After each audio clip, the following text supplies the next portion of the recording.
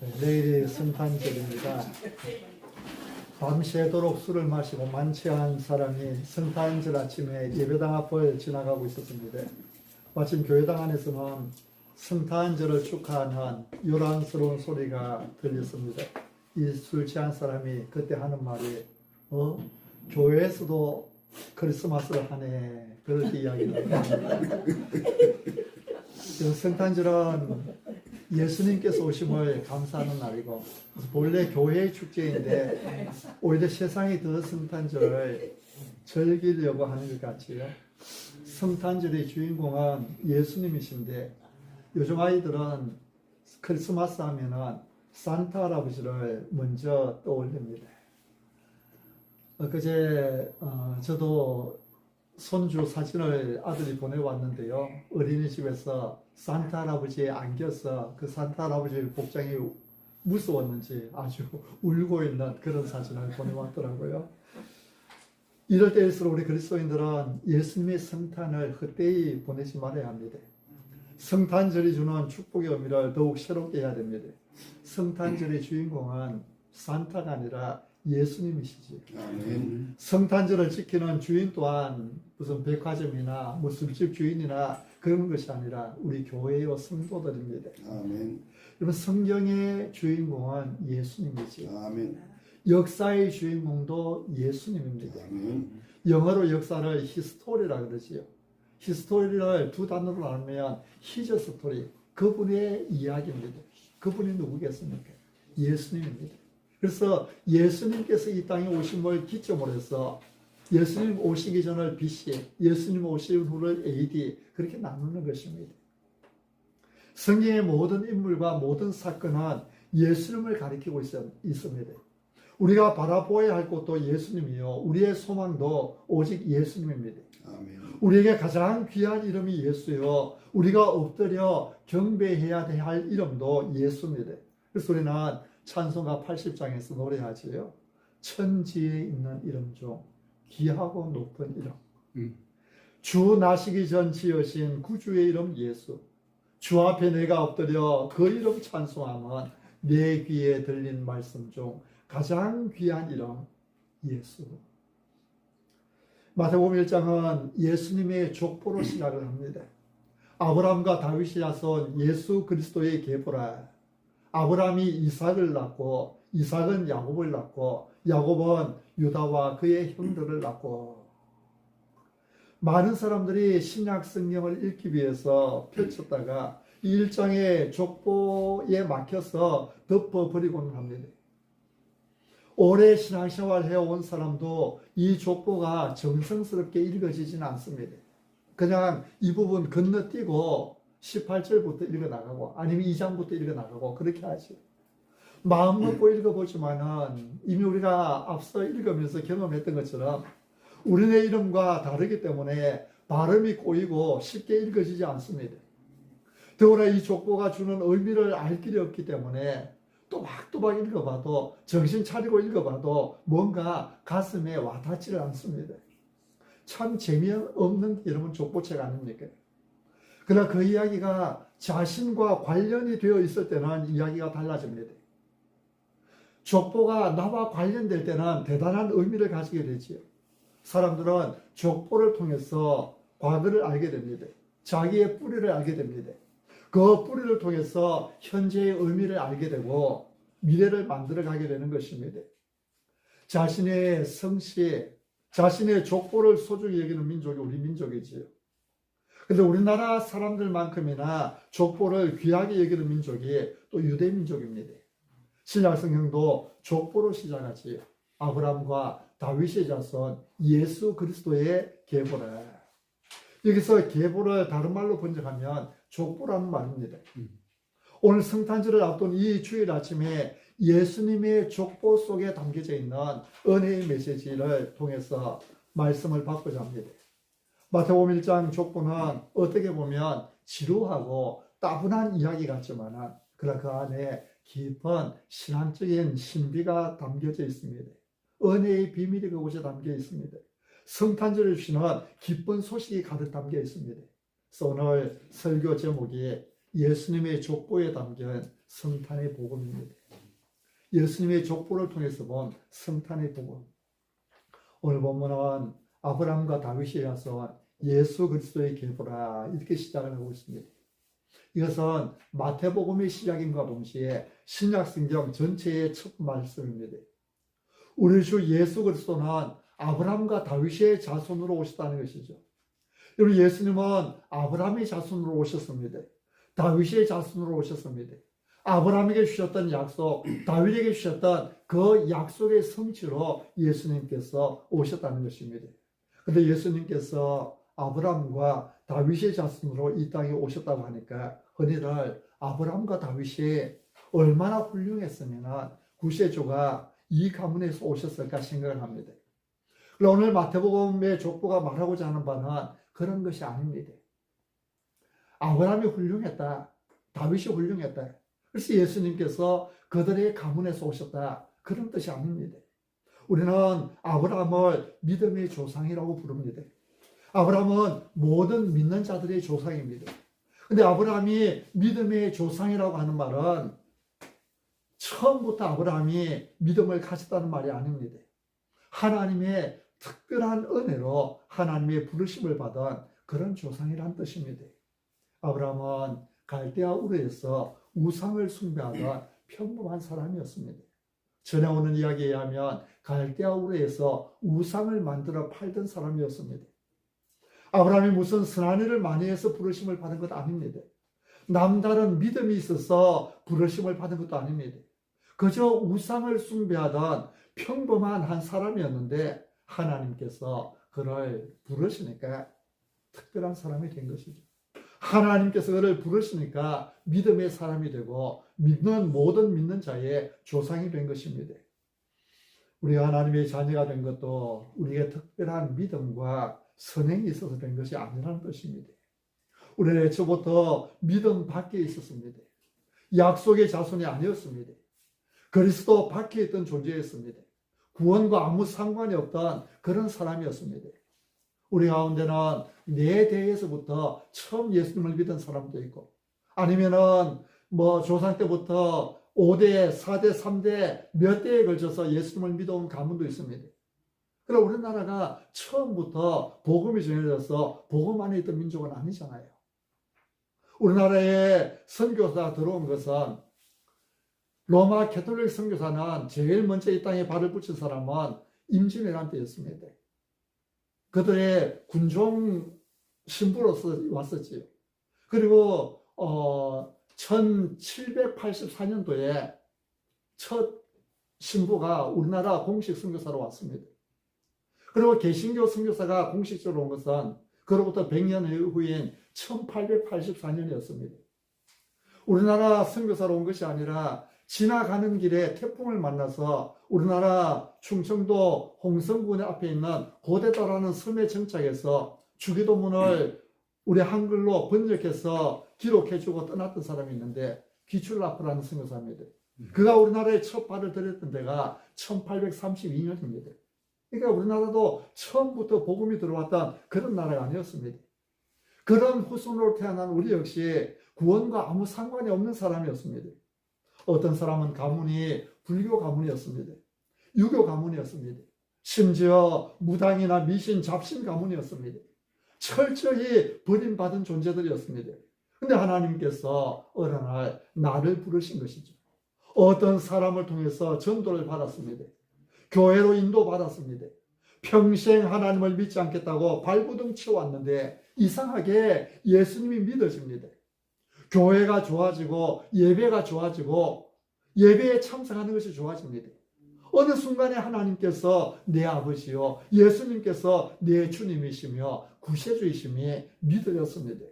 하나님께서 나를 부르신 것입니다. 아멘. 하나님께서 나를 사랑하시기로 작정하신 것입니다. 아멘. 그때부터 아브라함이 복이 되었듯이 내가 복이 된 것입니다. 아멘. 나 때문에 우리 가정이 구원받고, 나 때문에 우리 가문이 복을 받고, 나 때문에 또 다른 가문이 구원을 받게 되는 것입니다. 아멘. 에베소서 2장에서 말씀하는 것처럼 그때의 너희는 그리스도 밖에 있었고 이스라엘 나라 밖의 사람이요 약속의 언약들에 대하여는 외인이요 세상에는 소망이 없고 하나님도 없는 자이더니 그러나 그리스도 예수 안에서 이제부터 너희는 우리가 암송하는 에베소서 2장 19절에 그러므로 이제부터 너희는 외인도 아니요 나그네도 아니요 오직 성도들과 동일한 시민이요 하나님의 권속이다. 하나님의 권속이 된 것입니다. 아브라함도 우리처럼 허물과 실수가 많은 사람이었습니다. 그는 때때로 거짓말하는 거짓말쟁이였습니다. 어리가 없는 사람이었습니다. 자기 한 목숨 살고자 아내를 2번씩이나 팔아먹을 뻔했지요. 하나님의 은혜가 아니었다면 아브라함의 아내 사라는 벌써 애굽 왕 바로에게 팔렸을 것입니다. 이 사람이 아브라함입니다. 다윗은 어떻습니까? 다윗은 충성스러운 부하의 아내를 빼앗았습니다. 그 아내가 임신을 하자 그것을 감추기 위해서 충성스러운 그 신하 우리아에게 휴가를 줍니다. 근데 나라가 전쟁 중에 있으니 우리아는 휴가 때에 가정으로 가지 않지요. 그러니까 이 우리아의 손에 편지를 들려서 다시 군대로 복귀시키는데 지휘관에게 보낼 편지를 들려서 보냅니다. 우리아가 들고 간 편지에는 이 우리아를 전쟁터 제일 앞에 선봉에 세워서 죽게 만들라는 것입니다. 그 충성스러운 신하를 의도적으로 죽인 것이죠. 살인을 한 것입니다. 그런데도 하나님은 다윗을 선택하셨고 그 가게에서 구원의 왕이 나와 다윗을 구원하고 우리를 구원하게 하신 것입니다. 아멘. 잘못에 구애됨이 없이 믿음이 있고 없음에 상관치 아니하시고 다윗에게 약속을 하셨습니다. 너를 통하여 한 씨를 나게 하겠다. 너에게 한 아들을 주겠다. 너를 통하여 메시아가 태어나게 하겠다. 그리고 네의 왕위가 영원히 견고할 것이다. 하나님의 선택, 하나님의 사랑은 절대적입니다. 변함이 없습니다. 하나님께서 여러분을 선택하시고 여러분을 사랑하시다면 반드시 여러분을 구원하시고 반드시 복을 주십니다. 아멘. 우리가 도망가면 손을 묶어서라도 다리를 부러뜨려서라도 하나님은 여러분을 천국으로 인도하실 것입니다. 아멘. 이것이 하나님의 사랑입니다. 아멘. 하나님은 실수가 없으신 분이십니다. 아멘. 실수로 우리를 선택하신 것이 아닙니다. 하나님의 사랑은 우리의 실수보다 더 크십니다. 하나님의 은혜는 우리의 죄보다 더 크십니다. 아멘. 아브라함과 다윗에게 있었던 수많은 그 도전과 유혹, 끝없는 시련과 공격, 다양한 실수와 허물에도 불구하고 하나님은 약속대로 그 가문에서 예수님이 태어나게 하셨습니다. 우리의 어떤 약점과 고난에도 불구하고 우리를 향한 하나님의 약속은 반드시 이루어집니다. 아브라함과 다윗이 자손 예수 그리스도의 계보라. 아브라함과 다윗에게 주셨던 하나님의 약속은 예수 그리스도를 통하여 이루어졌습니다. 하나님의 약속은 예수 그리스도 안에서 완성됩니다. 하나님은 엘리사벳의 입을 통하여서 마리아를 축복하실 때에 누가복음 1장에 보면 이렇게 말씀하죠. 주께서 하신 말씀이 반드시 이루어지라고 믿은 그 여자에게 복이 있도다. 우리 매주 주보에 실리고 있는 말씀입니다. 우리를 향한 하나님의 모든 약속은 예수 그리스도 안에서 반드시 이루어집니다.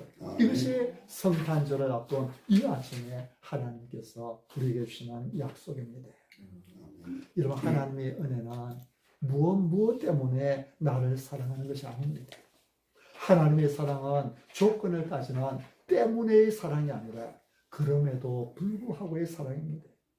아브라함과 다윗이 허물 많고 약점이 많은 놈에도 불구하고 예수님께서 그 자손으로 오셨듯이 우리가 약점이 많고 허물이 많음에도 불구하고 하나님은 나를 불러 구원하시고 사랑하시는 것입니다. 아멘. 우리가 이 사랑을 깨달아 알아야 되는 것이죠.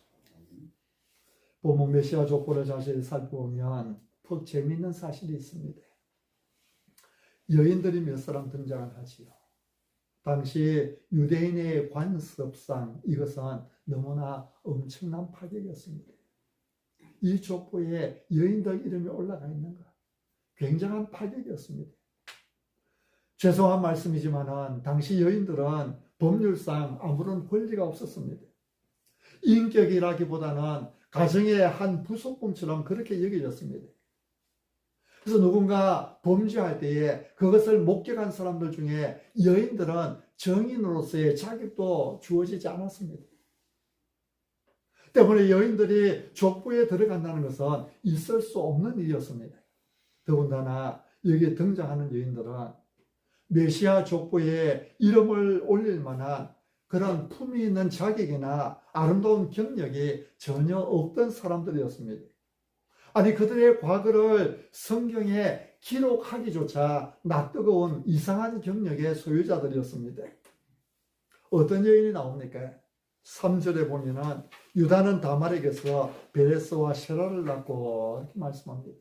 유다는 다말에게서 베레스와 세라를 낳고. 여기 다말이 누굽니까? 다말이 유다의 아들 베레스와 세라를 낳았으니까 유다와 다말이 부부 사이라 그렇게 생각하시겠지만 사실은 다말은 유다의 아내가 아닙니다. 유다의 뭐였어요? 며느리였습니다. 이 내용이 창세기 38장에 자세하게 기록되어 있습니다.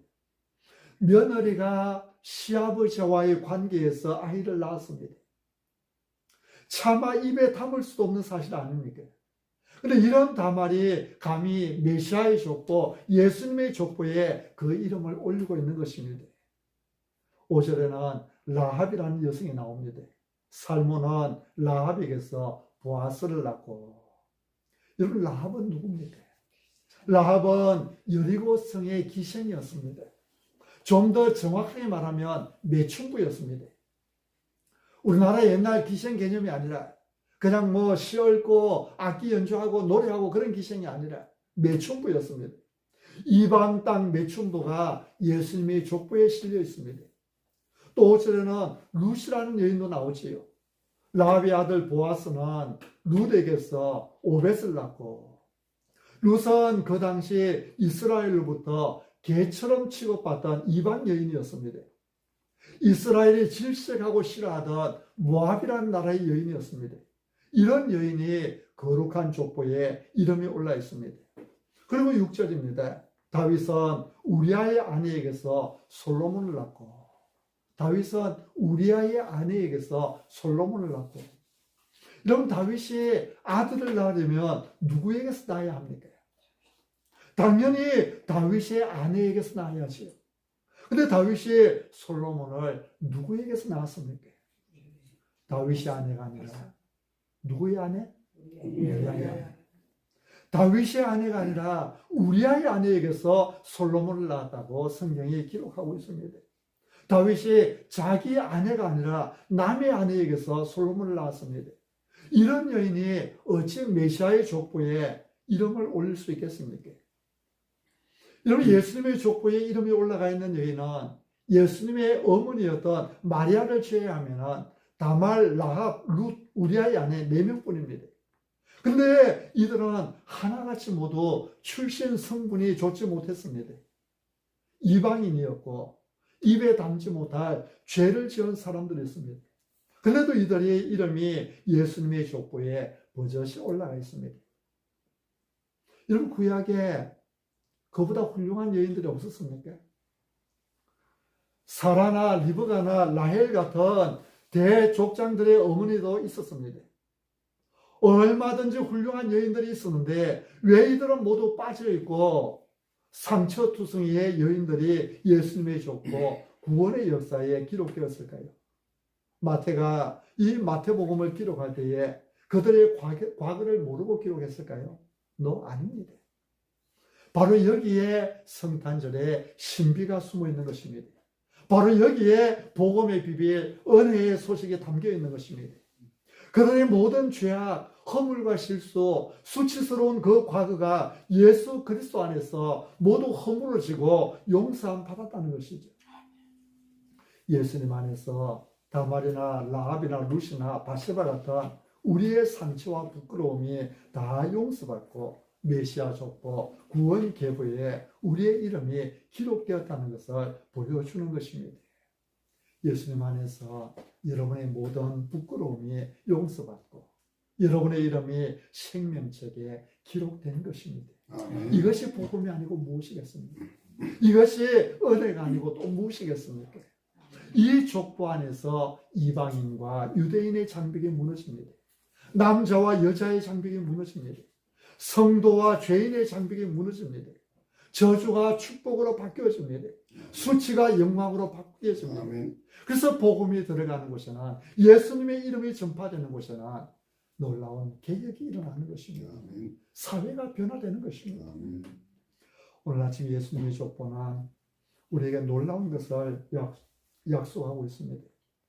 우리가 어떤 종류의 사람이었다 할지라도, 어떤 종류의 죄를 지었다 할지라도 예수님 안에만 들어오면 우리가 하나님의 자녀, 하나님의 백성이 된다는 것이죠. 아멘. 여러분의 이름이 생명책에 기록되었습니다. 아멘. 메시아 구원 족보에 이름이 새겨져 있습니다. 이 아멘. 놀라운 사실을 여러분 믿으십니까? 아멘. 이제 오늘 본문의 족보는 재미없고 지루하기만 하는 책이 아니라 눈물과 감사 없이는 읽을 수 없는 복음이요 은혜입니다. 아멘. 나를 구원한 가슴 벅찬 구원 사건이 이곳에 들어있는 것입니다. 아멘. 본문 16절에 예수님의 족보에 등장하는 마지막 여인이 한 명 되어 있습니다.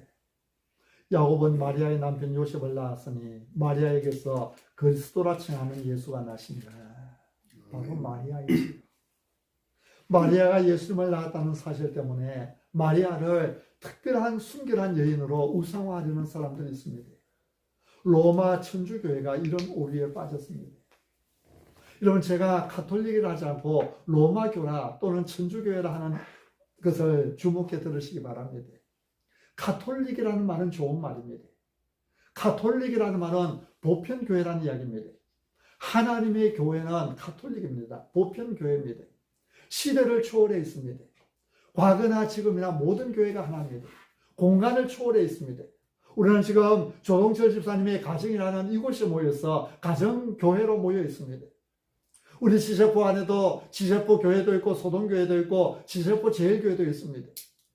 이 땅에 수많은 교회가 지금 공간을 달리해서 모여서 이 하나님께 예배를 드리고 있습니다. 보편교회입니다. 시간을 초월하여서 공간을 초월하여서 있는 것이죠. 그리고 하나님의 한 약속 안에 있는 것입니다. 이 보편교회, 그것이 가톨릭이라는 말이 갖는 뜻입니다. 그래서 교회는 엄격하게 말하면 모든 교회가 가톨릭입니다. 근데 그 좋은 이름을 저 로마 가톨릭에 빼앗겨버린 것입니다. 자칭 가톨릭이지 진정한 가톨릭은 우리예요. 그들은 로마의 본부를 두고 있는 로마 교회인 것입니다. 어쨌든 로마 교회는 마리아를 우상화하고 있습니다. 예수님은 하나님이시다. 그렇다면 마리아는 하나님의 어머니가 아니겠느냐는 것이죠. 그래서 천주교에서는 마리아 무죄수를 주장합니다. 예수님이 죄가 없으려면 마리아도 죄가 없어야 한다고 생각하는 것이죠.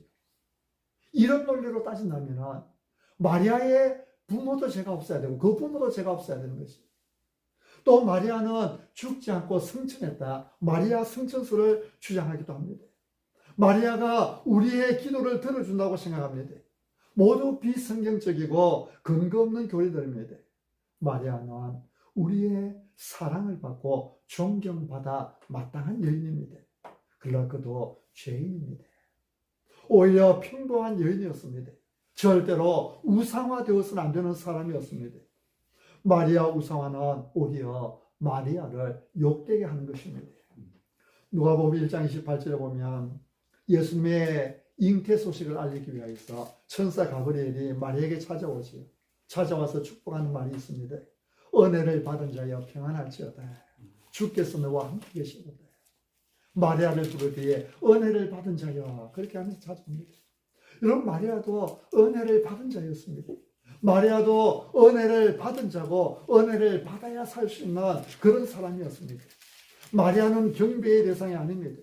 그도 하나님 앞에 무릎 꿇어 경배해야 될 피조물입니다.